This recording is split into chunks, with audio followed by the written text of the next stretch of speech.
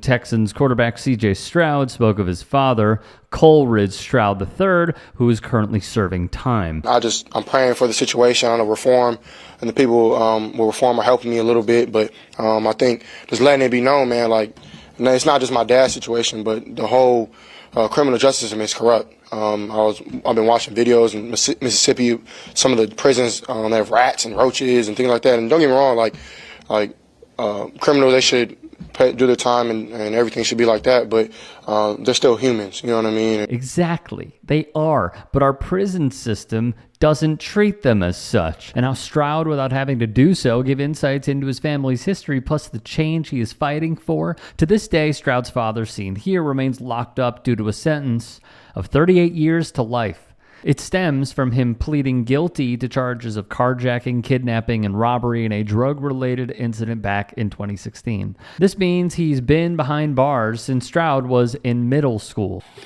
If somebody's going to try to blackmail me with advertising, blackmail me with money, go yourself. But go yourself. Is that clear? I hope it is. Hey, Bob.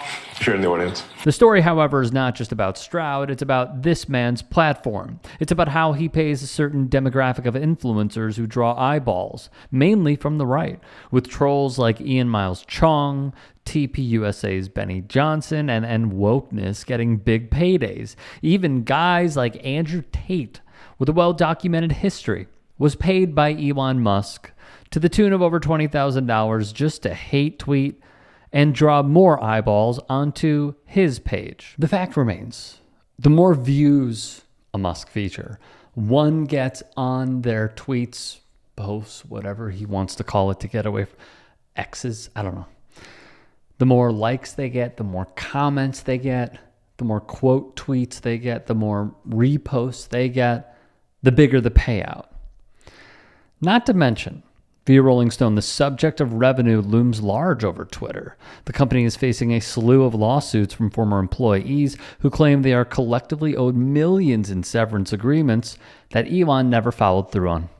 Former employees of Twitter Africa revealed to CNN the company had ghosted them after promising months of severance and help with relocation expenses and legal fees. The point being, it's a dumpster fire. Everyone knows it's a dumpster fire. We've all seen it. Plus, we have seen advertisers flock from the platform because of the CEO, Elon Musk's tweets, his rhetoric, what he has said, spewing white supremacist conspiracy theories, great replacement theory. This is nuts. This is maddening. And yet somehow, throughout all of this, it has become grotesquely normalized to just expect it at this point. This can vary, by the way, from anti-vax conspiracy theories, COVID conspiracy theories. The driving message, though, and the theme is this: be as divisive as possible in order to get more people checking out your stuff, so that way Musk can pay you out. In sports, I want to use this example. NFL Notify. The blatant S posters wrote, despite CJ Stroud's dad being in prison for 38 years, he had a huge rookie season, 4,108 passing yards, 23 passing tutties, a playoff berth, 10-7 record. Rightfully so, they were crucified for it. Some of those were, WTF, that got to do with anything? Amazing resiliency, they replied. This is so uncalled for, still time to delete. They didn't, by the way. I have blocked this account. I have blocked a ton of S posters and a ton of Elon's minions. And as I look at this, all I can think of is they are trying to be the clickbaity, gotcha, so they could get a payout as well. Or build their Twitter following, because that's all that it seems to be right now.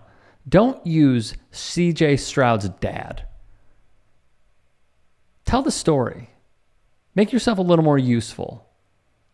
And the replies that they have make me feel like it is run by a college student who is in a fraternity that clings to the frat bro-y culture. The replies are so bad, man. They're so bad. But that is what Elon wants. This is the genius businessman that you guys have anointed. Not me. A lot of us have seen through it. But here we are. Congratulations, Elon. You have trashed this entire platform. Not that it was ever amazing, but you've shown so many things, including how you weren't even born on third base. You were born inches from home, and everything you touch goes terribly.